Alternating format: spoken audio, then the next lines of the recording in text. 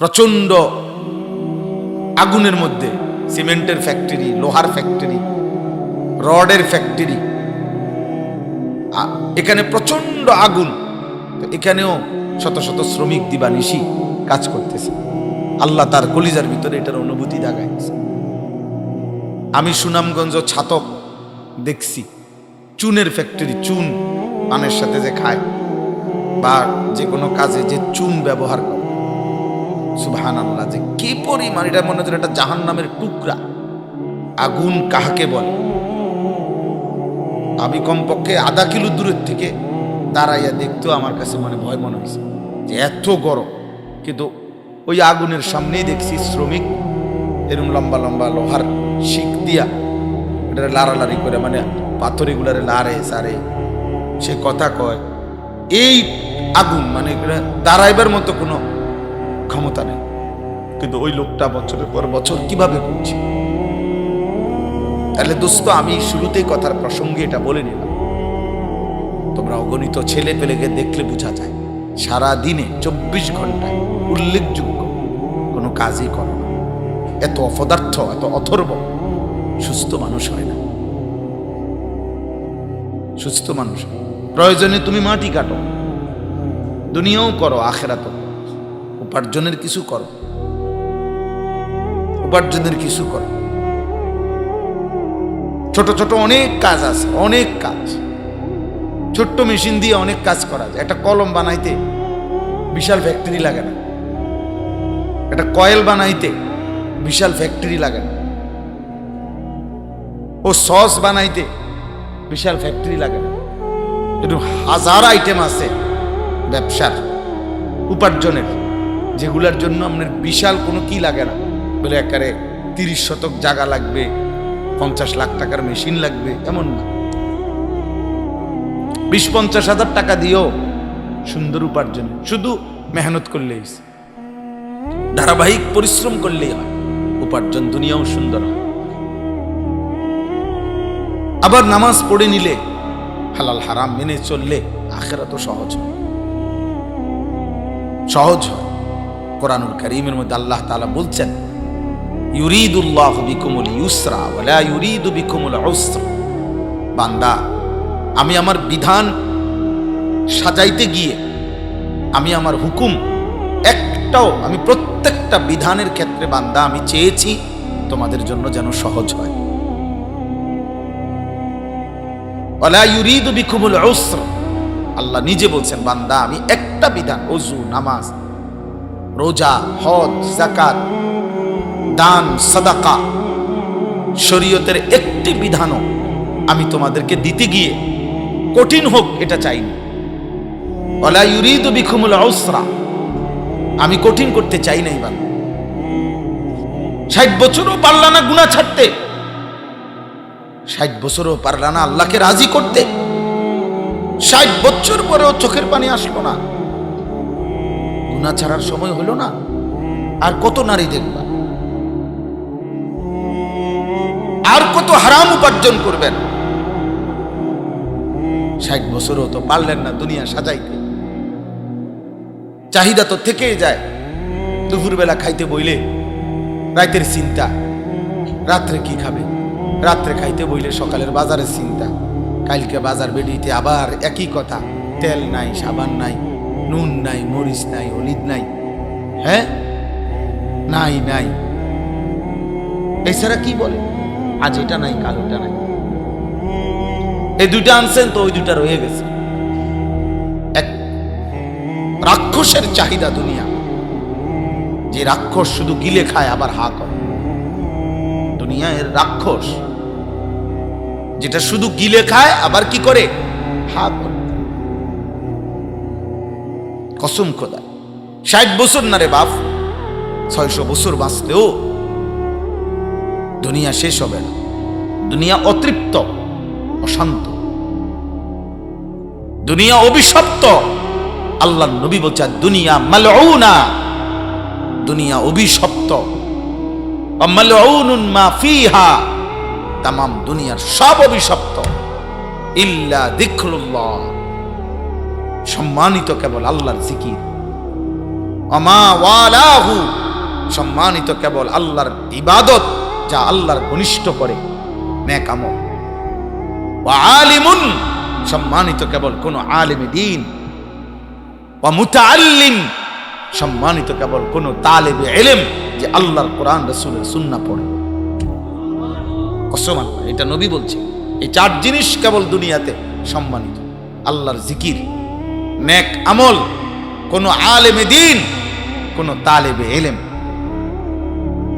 বাকি দুনিয়া নিয়ে যে কারাকারি করে সে অভিশপ্ত, দুনিয়া নিয়ে কারাকারি করে। ওয়ালা ইয়ামলা আফাহু ইল্লা তুরাব, নবীজি বলেন, বনি আদম মনে রেখো, কবরের মাটি ছাড়া তোমার পেট, তোমার মুখ কেউ পুরাইতে পারবে না, কেউ পুরাইতে পারবে না। তোমার পেট ভরবে সেদিন কবরের মাটি ডুববে যেদিন। আল্লাহ তাআলা বড় ব্যালেন্স করে, ভারসাম্যপূর্ণ করে আমাদেরকে একটা কথা বুঝাইছে। তোমার মত বেটা অটো উড়াও, যায় সিএনজি উড়াও। এই ইউনিয়নের মধ্যে মোট কতটা সিএনজি, কতটা অটো, তুমি এটি ছবি উড়াইয়া একটা হিসাব কইরা গুন্না দেশবাসীকে জানাও, তাহলে পৃথিবীর একটা বড় উপকার হবে। মানুষ জানবে একটি ইউনিয়নে মোট কতটি অটো থাকে। পরবর্তীতে যে কোনো প্রশ্নে, যে কোনো কুইজে এটা দিবে যে এই ইউনিয়নের নাম কি, এই নেমতাবাদ, নেমতাবাদ ইউনিয়নে অটোর সংখ্যা কত, বিনা অটো। তোমরা অনেক ছেলে তোমরা রে দুশ্মনে বুঝাই দিছে যে জিডা পাইবা তোমার কামে পৃথিবীতে। আরে বাবাকে ফাঁকি দাও, মাকে ফাঁকি দাও, নিজেরে খুব চালাক মনে করো তোমরা। বাবা তোমরা অনেক চালাক মনে করতেছ। পৃথিবীতে ছেলে পেলে আগেও ছিল রে আব্বা, কিশোর যুবক আগেও ছিল, তোমাদের সমবয়সী ছেলে পেলে আগেও ছিল, কিন্তু এত মাতাল আগে ছিল, এত মাতাল ছিল। আমরাও তো একটা জীবন 16 বছর 18 বছর পার করে আসছি, কিন্তু বেঈমানের চুল, মুশরিকের মতো চুল এত বেশি আমাদের সময় ছিল না। আজ তোমরা অগণিত ছেলে, তোমরা প্রকাশ্য দিবালোকে সবার সামনে নিজেকে স্পষ্ট করে দিছো যে চাচা আপনি ভুল বুঝবেন না, আমি মূলত মুসলমানদের কোনো কালচার, রুচি, চুল, চেহারা আমি মূলত পছন্দ করি না। কি জানি কি কারণে ভুলে আমারে মুসলিম মা বাবার ঘরে জন্ম দিছে, এটা যিনি দিছে উনি জানে কি লেগে দিল। বাকি আমার চালন বলন, আমার চুল চেহারায় পছন্দ মুশরিক, কোনো ইহুদি, কোনো খ্রিস্টান। মূলত আমি যদি কোনো ফুটবল খেলোয়াড়ের সন্তান হতাম তাইলে খুব ভালো হতো।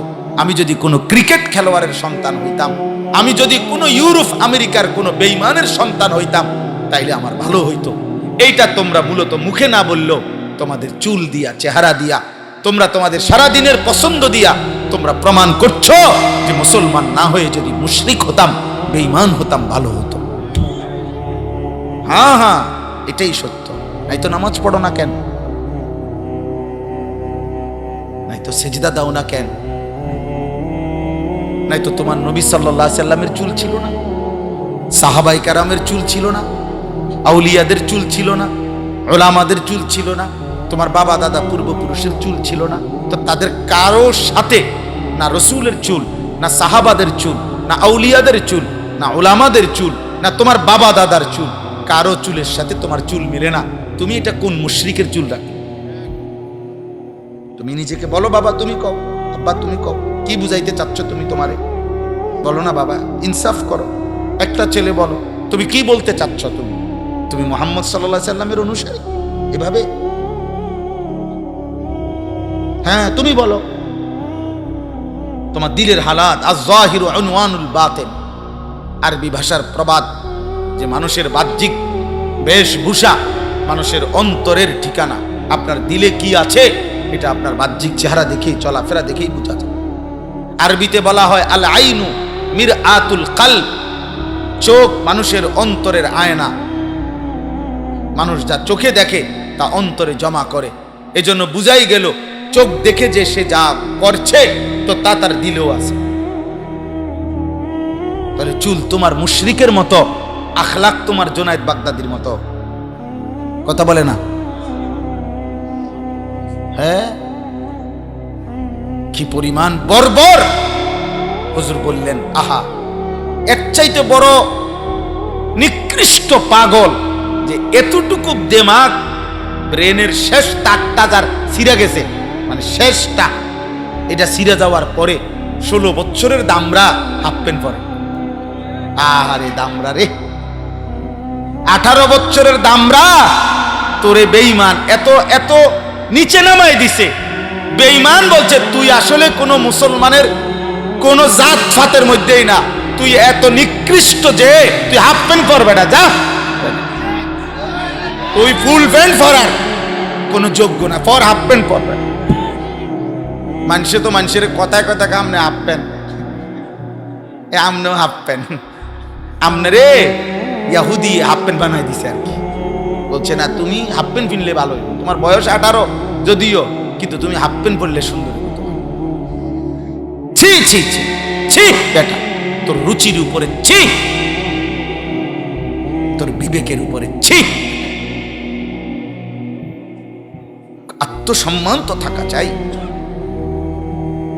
আত্ম উপলব্ধি তো থাকা চাই। তো আল্লাহ তাআলা বলেন আলহামদুলিল্লাহি রাব্বিল আলামিন, সমস্ত প্রশংসা আল্লাহর জন্য।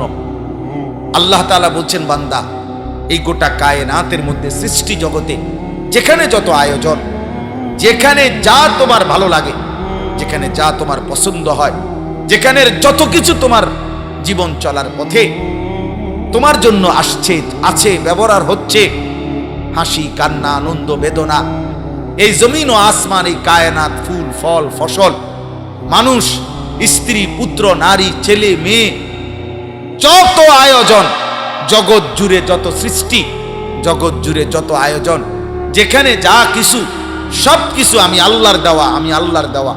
যেটাই তোমার ভালো লাগে, যেটাই তোমার কাজে লাগে, যেটাই তোমার প্রয়োজনে লাগে, যেটাই তোমার জন্যে তুমি ব্যবহার করছো, গ্রহণ করছো, উপভোগ করছো, নিচ্ছ, আল্লাহ বলে সব আমার দেওয়া, আমার দেওয়া, আমার দেওয়া, আমার দেওয়া।